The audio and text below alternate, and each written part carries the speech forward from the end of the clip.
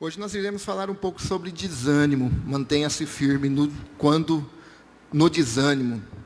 E eu estive pesquisando, sobre um pouco o desânimo que essa pandemia veio causando. E essa pesquisa, no dia 30/11/2020, foi feita sobre a intenção, o objetivo dela era descobrir qual era o sentimento mais dito, qual foi o sentimento mais despertado nessa pandemia. Então foram colocados diversos sentimentos, mas o sentimento mais dito e geral constatado na pesquisa foi o desânimo, O sentimento geral das pessoas entrevistadas com o momento da pandemia é de desânimo. Cerca de 73% afirmam estarem desanimados. Eu peguei no site PebMed, que é um site conhecido sobre saúde emocional. Então, a serem perguntados sobre o que mudou para pior ou para melhor do início da pandemia para cá, quase metade deles, 49%, afirma que a vida mudou para pior no que diz respeito à vivência social e às oportunidades de lazer. Outros 37% sentiram piora no estado psicológico, em seu equilíbrio emocional. Em outro sentido, 41% observaram que estão mais engajados em ações solidárias. Também despertou esse sentimento, nas pessoas a pandemia. Sentiram-se mais empatia à necessidade das outras pessoas. 53% estão se relacionando melhor com suas famílias. Mesmo assim, teve um aumento em divórcio na pandemia, Se dobrou o divórcio na pandemia, porque alguns relacionamentos que estavam frágeis, na verdade a pandemia veio e expurgou esses relacionamentos frágeis para fora. Mas muitos deles também melhoraram o seu relacionamento com as famílias. Mas o que me chamou também a atenção foi feita a mesma pesquisa com os médicos. E os médicos são a linha de frente nessa pandemia, Então eles disseram, em junho foi realizada também uma pesquisa com os médicos para entender como a classe está lidando com as mudanças da rotina e o estresse que a pandemia do coronavírus trouxe para seu trabalho e vida social. 12 médicos de diferentes especialidades passaram por entrevistas em profundidade com cerca de 1 hora cada, sendo quase unânime o testemunho de que estão sobrecarregados e emocionalmente expostos diante de toda a situação. Além disso, muitos enfrentam problemas estruturais e condições inadequadas em seus locais de trabalho. Falta apoio aos médicos que estão lidando com um problema na ponta. E nesse contexto eles ficam emocionalmente fragilizados, procurando ser o suporte uns dos outros, E é difícil, fala a verdade, quando você tenta ser suporte de alguém e, na verdade, você está precisando de suporte, Quando o seu emocional não está bem, é difícil você cuidar do emocional de outra pessoa. Um pastor da Inglaterra, conversando comigo essa semana, e ele perguntou para mim, por que será, Ele cuida de pastores, e ele falou, por que será que às vezes os pastores estão mais difíceis hoje, estão mais frágeis com alguns tipos de relacionamentos, e a sua liderança, às vezes, se tornam frágeis também. E eu, analisando a mim mesmo, eu disse para ele assim, se nosso mundo interior não estiver em ordem, as coisas que afetam-nos externas vai ganhando grandes proporções, porque nós internamente estamos em desordem, entendeu? E quando nós estamos em desordem, uma pedrinha no sapato começa já a se tornar uma montanha para a gente escalar, Então, esses médicos, precisando ajudar também, eles dizem também que estavam emocionalmente abalados. Meus irmãos, é fato então que quando desanimados, perdemos temporariamente a perspectiva das nossas realizações. Quando nós estamos desanimados, nós não conseguimos enxergar aquilo que antes nós havíamos projetado. Alguns, quando desanimados, perdem também até a vontade de viver, porque estão desanimados. Quando desanimados, coisas pequenas se tornam grandes. Você consegue, talvez, se eu perguntar para você, se lembrar de algum momento de desencorajamento? E eu não vou dizer muito distante. Talvez nesse exato momento, você está pensando em algo, trazendo à sua memória, algo que foi até recentemente, que quis desorganizar você interiormente, que quis te abalar, que quis te desanimar. Você consegue, talvez, imaginar algo que fez isso com você? É claro que você se lembra, mas nós estamos aqui nesta noite para vermos então na palavra de Deus, essa palavra que nos lança a luz em dias cinzentos, essa palavra que nos mostra, que nos dá norte, ela envia luz no meio dos nevoeiros, nesses dias que estão totalmente sem enxergarmos perspectiva. Talvez tudo aquilo que nós já conseguimos enxergar. Por quê? Porque a palavra de Deus diz em Romanos 15:4, pois tudo que foi escrito no passado, foi escrito para nos ensinar, de forma que por meio da perseverança e do bom ânimo procedente das Escrituras, mantenhamos então a nossa esperança.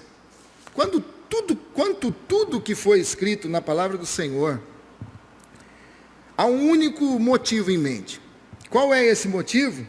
Não é causar terror, não é causar medo.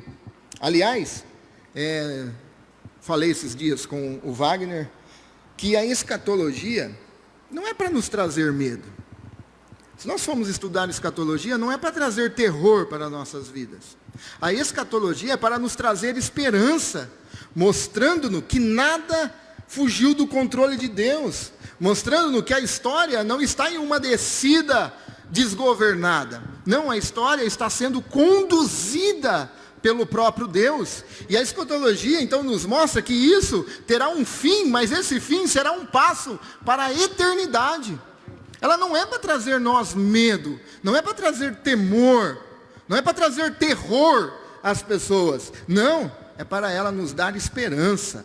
Este é o sentido da escatologia, para nos mostrar que todos os reinos, todos os governos nesta terra, seja ele de direita ou esquerda, ele é humanista, mas há um reino e um governo que ele é inabalável, e este reino é o reino de Cristo Jesus.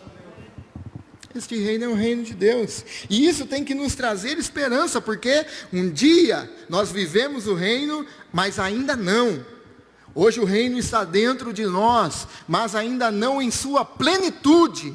Mas um dia nós saberemos o que é este reino, este governo inabalável. E isso tem que encher os nossos corações de esperança.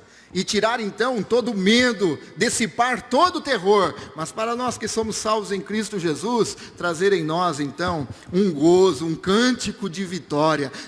Para nós dizermos então, Maranata, ora vem, Senhor Jesus.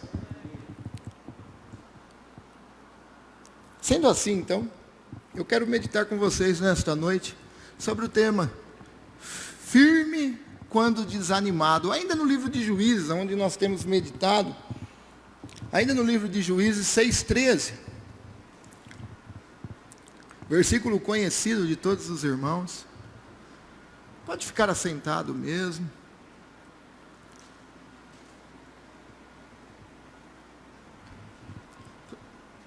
Os irmãos encontraram? Diz-nos assim: Ah, Senhor, Gideão respondeu, se o Senhor está conosco, por que aconteceu tudo isso? Onde estão as suas maravilhas que os nossos pais nos contam, quando dizem, não foi o Senhor que nos tirou do Egito? Mas agora o Senhor nos abandonou e nos entregou nas mãos de Midian. Os irmãos conhecem esse versículo, né? Os irmãos conhecem Gideão. E nesse momento ele diz, ah, Senhor, se o Senhor está conosco, Por que aconteceu tudo isso? Onde estão todas as suas maravilhas que os nossos pais nos contam, quando nos dizem, não foi o Senhor que nos tirou do Egito, mas agora o Senhor nos abandonou e nos entregou nas mãos de Midian. Vamos orar? Feche seus olhos. Pai, em nome de Jesus, nós queremos, Senhor, neste momento, pedir a Tua misericórdia para a Tua igreja, para que assim o Senhor venha falar conosco. Que o Senhor venha transmitir aquilo que o Senhor quer falar conosco, Pai. Ó Deus, que o Teu Espírito ministre em nossos corações. Em nome de Jesus, amém. Amém? Meus irmãos, antes de entrarmos na vida de Gideão, antes de se encontrarmos com Gideão no texto, nós precisamos meditar, relembrar, recapitular. É de suma importância nós recapitularmos o contexto do que dissemos semana passada. Aprendemos semana passada, na mensagem Firmes na Prova, que os israelitas foram desleais à ordem de Deus. Que os israelitas foram desleais a Deus. A ordem de Deus era clara: extermine os cananeus, não deixe nenhum na terra, expulse-os da terra, porque se eles não irem, eles irão tomar o poder futuramente. Eles permitiram que alguns cananeus, então, ficassem nos vales, achando assim que não ofereciam risco nenhum a eles. Mas a partir de um tempo, esses cananeus não estavam mais no vale. Esses cananeus agora estavam sendo vizinhos dos israelitas. Por quê? Porque a tribo de Judá deixou o dos vales vivos, mas com a sua atitude, as outras tribos também começaram a deixar também outros povos vivos. E aqueles homens que estavam no vale naquele início, depois não estavam mais nos vales, as suas crianças agora estavam brincando com as crianças deles, os seus jovens estavam namorando as jovens deles, os seus moços, rapazes, estavam se casando com as filhas deles. Até então que chegou o momento em que eles estavam adorando aos deuses dele, influenciado. Tudo começou com: vamos deixar eles vivos, depois vamos tirar a mão de obra deles, vamos forçá-los eles a trabalhar a nós. Mas a parte mais trágica da história é que as consequências da desobediência não decrescem. As consequências aumentam cada vez mais. Nós vamos ler em Juízes 6, 2 e 3, diz: os midianitas eram tão cruéis que os israelitas fizeram para si esconderijos nas montanhas, nas cavernas e nas fortalezas. Sempre que os israelitas faziam plantio, saqueadores de Midian, de Amaleque e de outros povos do leste atacavam Israel. Os israelitas que deixaram os cananeus naquele tempo vivo, para tirar vantagem deles, para forçarem eles a trabalharem para eles, agora não tinham mais casa. Eles foram forçados a viverem como animais nas cavernas. Agora tudo que os israelitas plantavam, os midianitas vinham e saqueavam. Se tivesse boi, os midianitas vinham e levavam. Se a vaca gerasse um bezerro, os midianitas vinham e levavam. Se tivesse ovelha, vinham e levavam. E quando não podiam levar, eles destruíam tudo. Era assim que estava a situação de Israel. Eu não sei você, mas muitos de vocês aqui talvez já plantou alguma coisa. Talvez você já trabalhou na roça. E você planta sempre esperando colher, não é verdade? Todo mundo é assim. Eu lembro de 2015, se não me falha a memória, a seca que tivemos, né? E eu lembro de alguns agricultores totalmente desanimados, que o governo teve que liberar uma verba para investir na agricultura, porque não havia dado a colheita. Agora então eu consigo imaginar o desânimo desses hebreus, trabalhando para colher, mas quando iria colher, nada conseguia, porque os midianitas vinham e levavam. Mas quero aqui, meus irmãos, abrir um parêntese, porque eu acredito que nesta palavra bendita há uma analogia espiritual a nós. Mostrando-nos então que esses homens desobedeceram a Deus. Eles se deixaram influenciar pelos cananeus, pelas mulheres cananeias, pela religião dos cananeus. E isso tem grande lição para nós.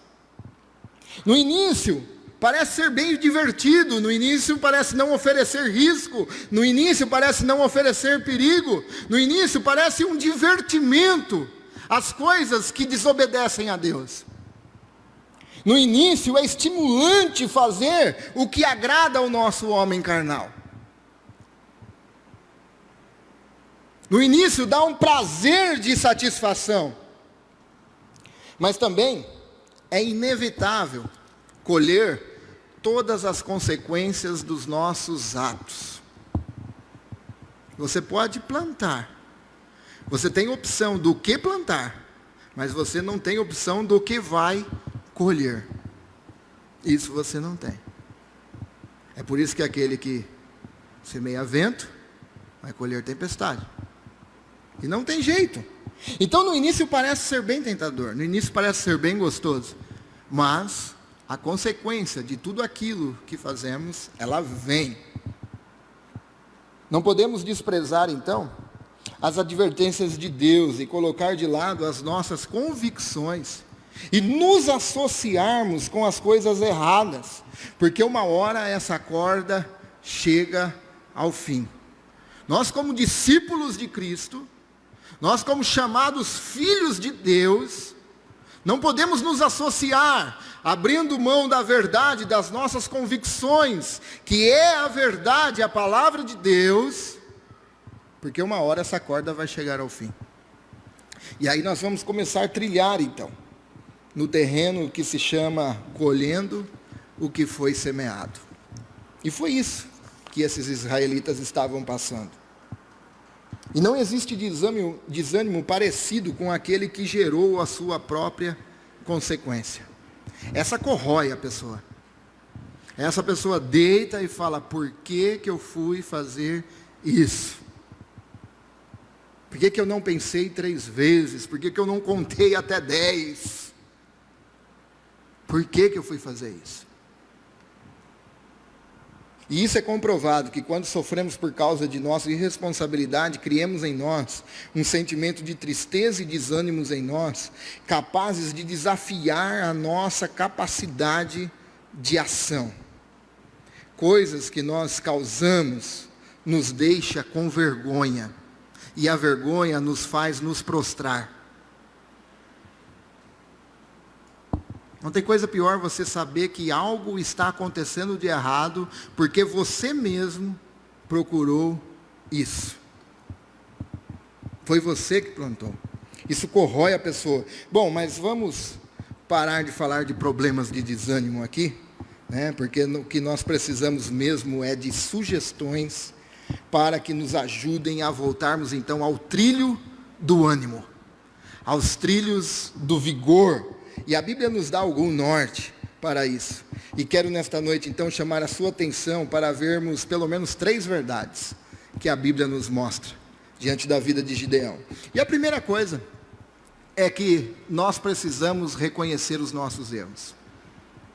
Para que nós sairmos então do nosso estado de desânimo, e esse desânimo que é causado pelas consequências dos nossos atos, a primeira atitude que nós devemos tomar é reconhecer os nossos erros.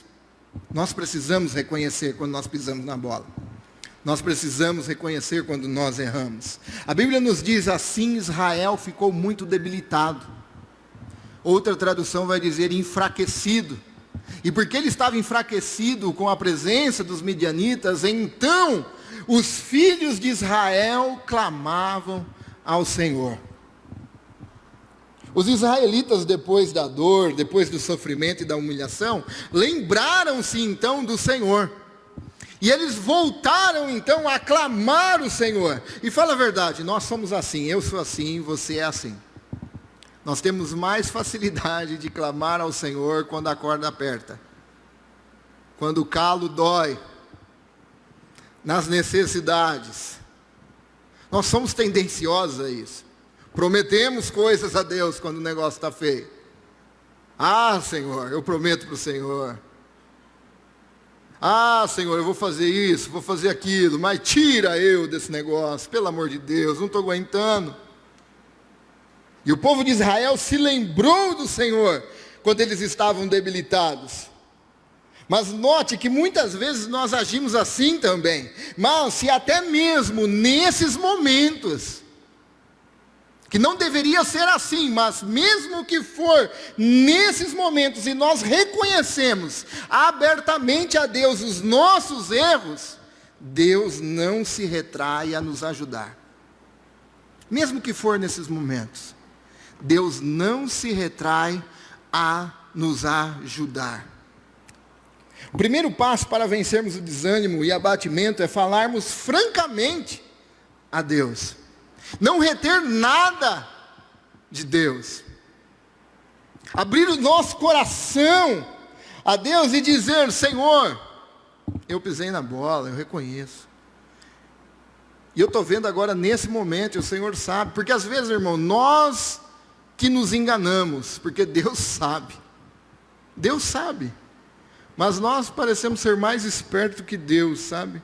Damos uma voltinha aqui, uma voltinha lá, para chegar no X do problema e dizer: Senhor, o negócio está feio, tira eu. E Deus está lá: rapaz, fala logo, fala o que você fez, conta para mim, eu já sei. Vamos tentar melhorar esse negócio. Eu com o Espírito Santo vou ajudar você. Mas nós precisamos reconhecer os nossos erros. Você se lembra de Pedro? Pedro andou sobre o mar, fala a verdade. E a turma taca a lenha porque Pedro afundou, mas acho que aqui ninguém andou? E ainda Pedro não era nem convertido naquela época. Porque o próprio Jesus falou para ele: Pedro, quando se tornares adulto, mais velho, e não falando isso de idade, mas de maturidade, tu estenderás o braço e morrerás. E Pedro andou sobre os mares. Mas há uma lição para nós, que quando Pedro começou a submergir, a primeira coisa que ele fez, ele gritou: Senhor, socorre-me. Ele gritou a Deus. E isso tem um grande valor para nós. Por quê? Porque nós também temos que agir assim. Quando o negócio começar a desencaminhar, quando as coisas começarem a sair dos trilhos, nós temos um Senhor, que nós podemos clamar a Ele, e Ele está pronto para estender as mãos, e trazê-los de volta. Pedro disse: socorre-me, Senhor. Mas muitas vezes nós esperamos molhar a canela, molha joelho, molha umbigo, molha ombro, a hora que a água está aqui, Senhor. Não espere chegar no fundo do poço. Não espere o negócio desencaminhar. A hora que você perceber que você está submergindo, clame ao Senhor. Porque Ele é fiel para perdoar os nossos pecados e através da tua mão poderosa nos colocar de pé novamente. Não tente você se colocar em pé por cima das águas. Não adianta, você vai afundar mais ainda. Mas clame a Deus, que a tua mão poderosa te puxará e te colocará em pé, para a honra e glória do nome do Senhor. Mas tem outra lição também que nós precisamos ver sobre a vida de Gideão. Capítulo 6, 23, 24 diz assim: a segunda lição é: focalize no Senhor e não nas circunstâncias. Porém o Senhor lhe disse: paz seja contigo, não temas, não morrerás. Então Gideão edificou ali um altar ao Senhor e lhe chamou de O Senhor é a Paz. Ainda até o dia de hoje está o altar em Ofra, que pertence aos Abiesritas. No versículo 12 e 13, meus irmãos, nós temos Deus então, o anjo do Senhor, se apresentando a Gideão. Depois você leia na sua casa. Gideão então sente-se confuso ao avaliar então a situação. Homem valente, varão valoroso. Gideão então se sente confuso diante daquelas palavras e da situação que estava Israel. Por isso então ele pergunta onde o Senhor está em tudo isso. Gideão agora luta com as suas dúvidas. Gideão luta agora com as circunstâncias externas, desorganizando então o seu mundo interior. Ele está desanimado porque ele não consegue ver a ação de Deus nas coisas. Ele está desanimado porque o povo midianita vem e leva tudo. É o povo que tem a promessa de Deus. Ele está lutando com suas dúvidas. Até que ponto mesmo Deus está ao nosso lado? É o que ele fica imaginando. Será que Deus nos abandonou? Nós lemos aqui no texto que nós iniciamos, onde está os feitos que os nossos pais nos contavam. E nós somos tendenciosos a isso também. Quando estamos desanimados, desencorajados, não conseguimos enxergar a mão protetora de Deus no meio das adversidades. Pelo contrário, nós conseguimos extrair somente as coisas ruins da situação. Nós conseguimos somente ver as coisas ruins da situação. Morreu não sei quantos, mas não conseguimos enxergar quantos foram curados, trazendo assim um pouco de esperança a nós. E lógico, sofremos por todos aqueles que partiram. Mas na situação de desânimo, nós não conseguimos ver o lado bom das coisas, a mão de Deus. Mas, mesmo diante da leitura, você pode me dizer, pastor, você não faz a mínima ideia das circunstâncias que me oprimem e que me desanimam.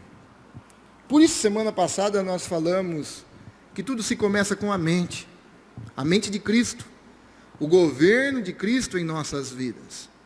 Fazer uma leitura das coisas externas numa cosmovisão bíblica.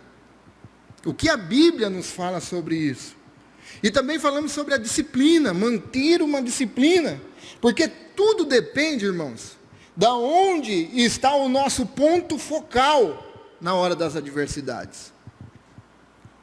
Tudo depende daquilo que nós estamos visualizando mais na hora das adversidades. Você sabia que de 4 pontos focais você consegue focar somente um? Somente um, que você consegue focar mesmo. Desses 4 pontos focais, então eu coloco circunstância, eu, pessoas e Deus. Se nós focarmos em algum desses 3, a não ser Deus, se eu focar na circunstância, se eu focar em mim mesmo, ou se eu focar em pessoas, nós fracassaremos. É por isso que no meio destes 4, nós precisamos focar em um, que é o nosso Senhor e Salvador Jesus Cristo. Somente Ele. Mas tudo depende de onde nós focamos. O que eu quero lhe dizer nesta noite, os problemas estão sendo difíceis. Está muito difícil, na verdade. Agora vai se fechar evento, né? Vai ser proibido. Renan trabalha com evento. Donos de bares, donos de restaurante, funcionários, tantas outras coisas. Ia fazer um casamento no domingo, não vou fazer mais. De um amigo querido nosso. E ela me ligou ontem, mandou mensagem chorando, porque esse casamento já era de setembro e veio prorrogando e depois fechou de novo e agora estava marcado para a semana que vem. Se ela marcasse para amanhã, não tinha.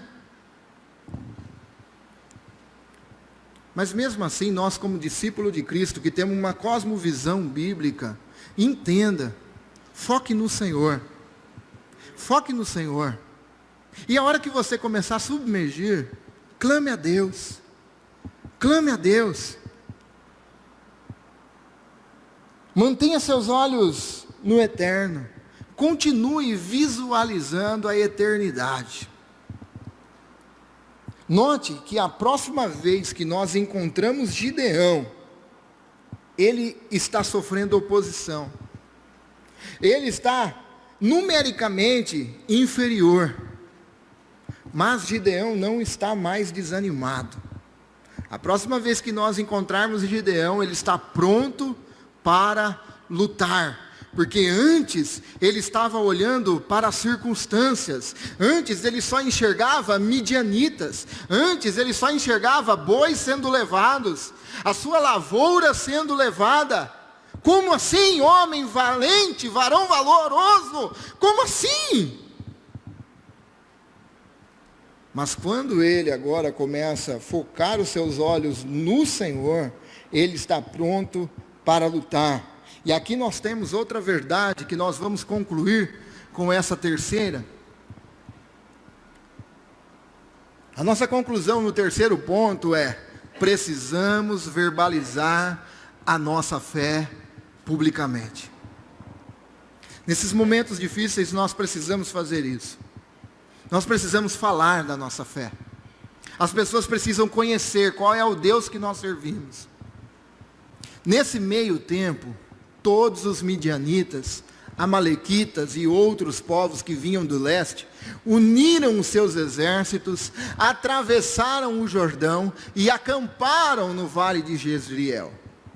Então o Espírito do Senhor apoderou-se de Gideão, e ele com um toque de trombeta, convocou os abiezeritas para segui-lo, enviou mensageiros a todo o Manassés, chamou as armas, e também a Azer, e Zebulon e a Naphtali, que também subiram ao seu encontro.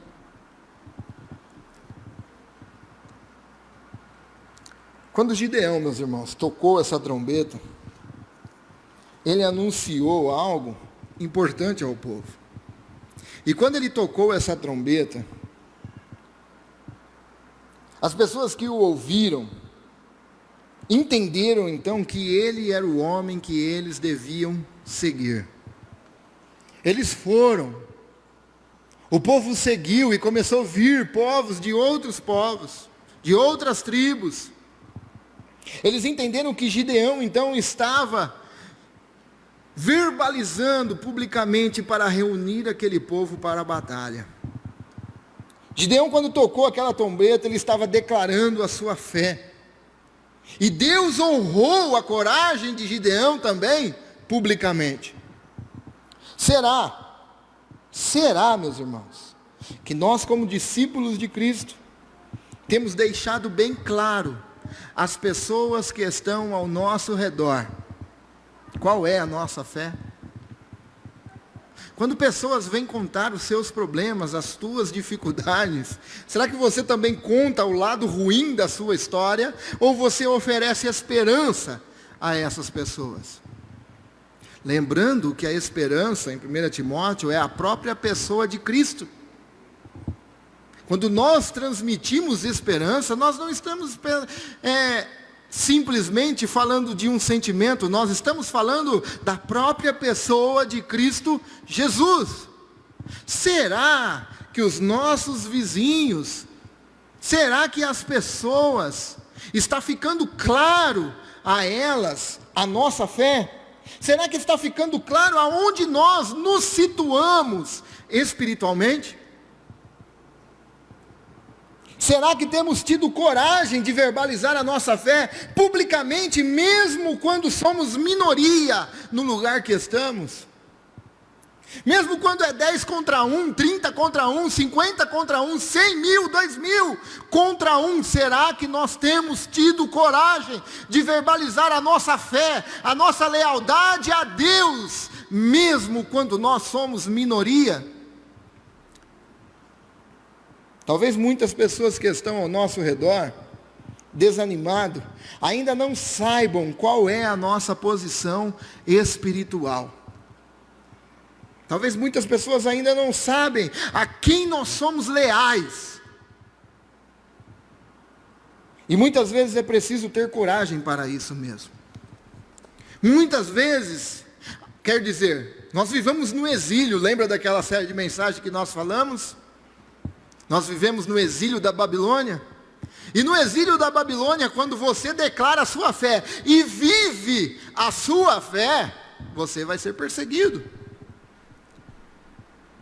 E é preciso coragem para isso. É preciso coragem porque isso vai resultar em perseguição. E domingo passado eu estava acompanhando toda a apresentação da Anvisa, né? Da vacina, graças a Deus. Toda a apresentação da Anvisa sobre a vacina. E uma mulher de fé. E bota fé nisso, hein? A diretora da Anvisa, Mariuse Freitas, diretora da Anvisa, após dar seu voto à vacina, disse: porque ele vive, posso crer no amanhã. Parece que não, mas tem que ter coragem para falar isso diante dessa mídia suja que nós temos, hein? E no mesmo instante que ela disse isso, foi no mesmo, a mídia já começou. O que era um ato para a vacina virou um ato religioso. Eles tentam nos calar, assim como foi com Daniel. Mas essa mulher cheia de coragem, sabe? Que olha que coloca muito homem, igual eu, no bolso. Cheia de coragem disse: porque ele vive, posso crer no amanhã. E imprensa brasileira, imprensa da Europa, imprensa norte-americana, tudo acompanhando. E essa mulher diz, verbaliza a sua fé. Vendo assim, nos mostrando que o futuro e a esperança está principalmente em Deus, só nele, quer dizer, somente em Deus. Seja qualquer ato científico, qualquer coisa, nada fugirá do controle de Deus. E ela diz, porque ele vive, nós podemos crer no amanhã. E eu fiquei assim, na hora que ela falou, eu falei, vai tomar lenha. Na hora, foi na hora. E aí, momentos depois, comecei a olhar na TV, já estava aquela faixa preta, sabe, que fica correndo, você não perder, se falar 5 horas lá, vai ficar falando lá. Inverteram-se os casos, virou ato religioso. Não podem nos calar. Pelo contrário, eles têm que nos ouvir. Nós precisamos verbalizar a nossa fé no nosso Salvador, porque Ele é a esperança, Ele é o reino inabalável, Ele é aquela pedra que foi tirada por mão de homem, atingiu a estátua com pés de barro, e a estátua se diluiu, se quebrou inteira, mas essa pedra começou a crescer, que encheu toda a terra. E o profeta disse, ó Nabucodonosor, o teu reino é passageiro, porque é ele quem levanta reis, mas também é ele quem tira reis. Mas esta pedra, o reino de Deus, encherá toda a terra. As pessoas precisam saber disso. As pessoas precisam saber que nós não servimos a qualquer um, não. Nós servimos ao Deus onipotente e todo-poderoso, aquele que dá sabedoria aos homens. Não é o homem que cria vacina ou desfaz vacina, mas é o nosso Deus que dá sabedoria a esses homens para que isso façam. Esse é o nosso Deus. Esse é o nosso Deus.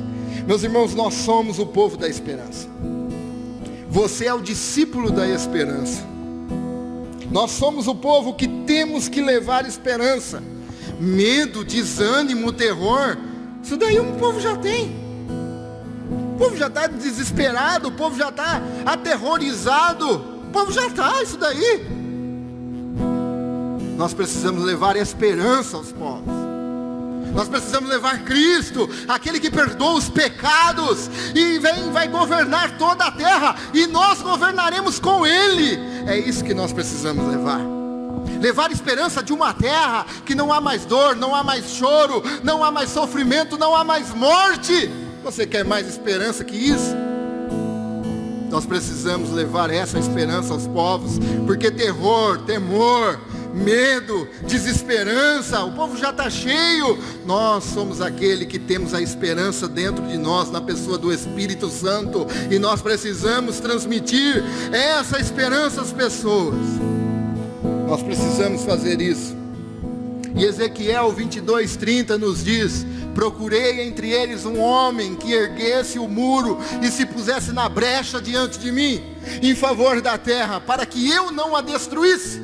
Mas não encontrei nenhum só. Meus irmãos, o Deus continua sendo o mesmo. A necessidade também continua sendo a mesma. Deus não mudou, a necessidade não mudou. Embora nós vivemos em época diferente, mas aqui Deus está admitindo que Ele está à procura de uma pessoa. De uma pessoa, não de um bando. Não da maioria, porque na verdade a maioria quer nos enquadrar ao sistema delas. Não, não é isso. Deus precisa de um remanescente.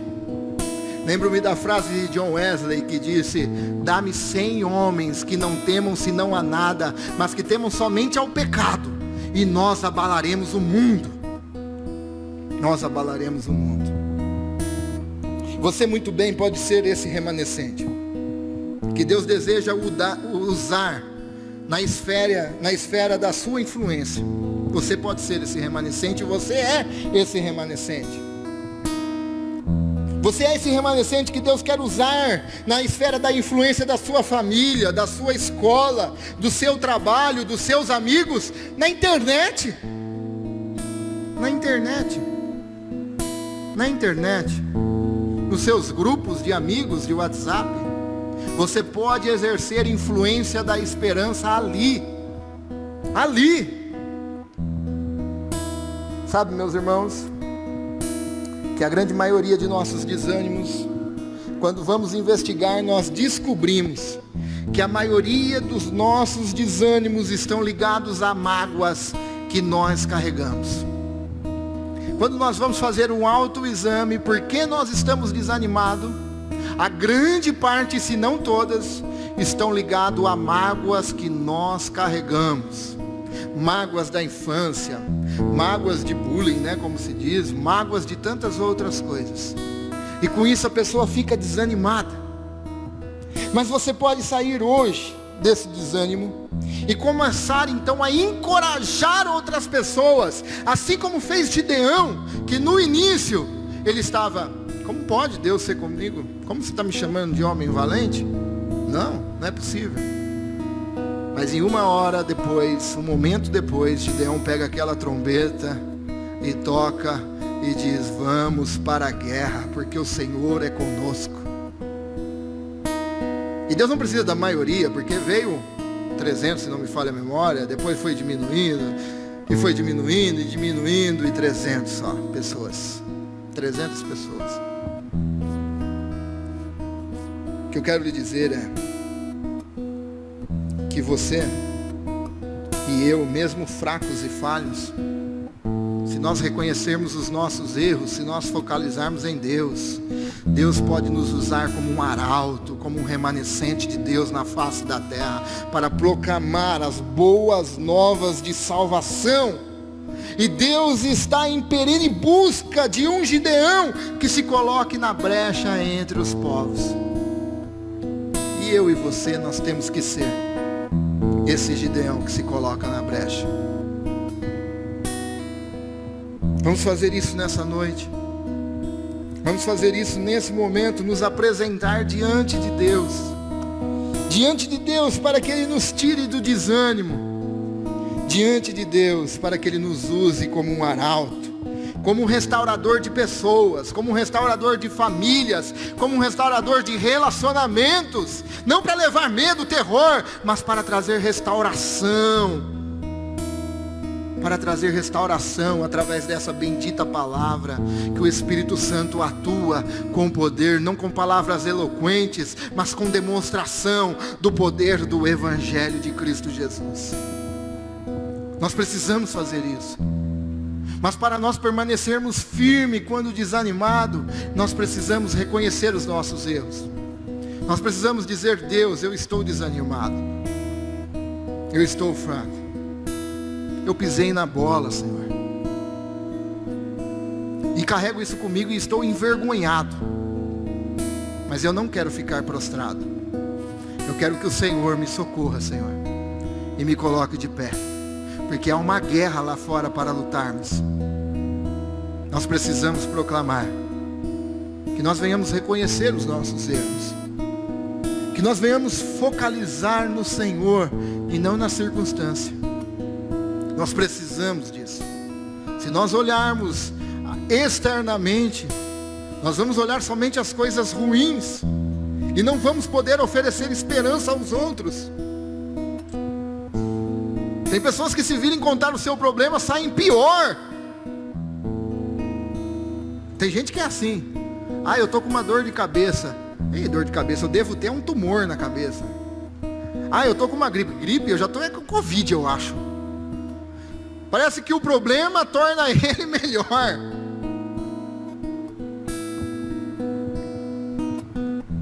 Não, nós temos que levar esperança às pessoas. Mas para levar esperança às pessoas, nós precisamos focalizar no Senhor. Porque se nós focalizarmos nas coisas externas, nós não iremos exercer influência de esperança para as pessoas. Mas também nós precisamos verbalizar a nossa fé publicamente. As pessoas precisam saber quem é o Deus que nós servimos. Nós precisamos trocar a trombeta no meio dessa nação. Nós precisamos anunciar o que a Bíblia diz concernente a todas essas coisas. Todas essas coisas que acontecem, o que a Bíblia diz. E isso é verbalizar a nossa fé, é dizer o que o Senhor está fazendo através destas coisas, o que você pode extrair de bom nessas adversidades. Deus está agindo nisso. Nós precisamos falar isso às pessoas. Nós precisamos verbalizar, assim como aquela mulher de coragem: porque Ele vive, eu posso crer no amanhã, e você também pode crer no amanhã. Nós precisamos verbalizar isso. Mas nós podemos iniciar isso nessa noite, nos colocando diante de Deus como um arauto, e dizer: Senhor, usa-nos, mas usa-nos, Senhor, para trazer restauração aos povos. Usa-nos para trazer restauração a essa nação, começando por esse quarteirão, Senhor. Meus irmãos, pela graça de Deus, o que nós começamos com 5 crianças, nesse sábado já iremos atingir 30 crianças atendendo neste lugar. Todo sábado pela manhã oferecendo café, aula de música. Já estamos com 27 e vai iniciar mais pessoas. E já estamos agora ajudando família dessas crianças, que algumas crianças dizem: parece um trabalho superficial. E uma criança contou a história, e você pôde ajudar a família dessa criança. Isso também faz parte do reino. Não é o Evangelho, mas é consequência do Evangelho. E as pessoas precisam conhecer isso. Nós precisamos verbalizar, iniciar por aqui, por esses trabalhos. Atingir esse quarteirão, atingir esse bairro, atingir essa cidade, atingir essa nação, para trazer restauração a eles. Trazer restauração nas famílias. Trazer restauração nos relacionamentos das pessoas. Mas principalmente nós conhecemos um homem,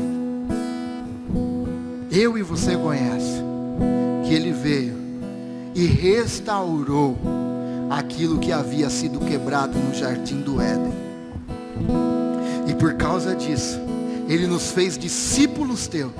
E agora ele diz: vai, pregai e ensinai, e fazei discípulos. Verbalize a sua fé. Aonde você entrar, ele diz, Diga: a paz seja convosco. Nós não fomos chamados para trazer intriga, briga. Não. Nós fomos chamados para estabelecer a paz. A paz seja convosco. E se não te quiserem, diga: a paz seja convosco, sacudam o pó e vá. Mas não ofereçam coisa pior. Porque o que nós temos, nós oferecemos. E o que nós temos dentro de nós é o reino de Deus, que é paz, gozo e alegria no Espírito. E é isso que nós podemos oferecer aos outros. Que comece de nós, em nome de Jesus. Vamos orar? Pai, em nome de Jesus Cristo, eu quero te agradecer, Senhor. Quero te agradecer, Pai, por tudo que o Senhor tem feito.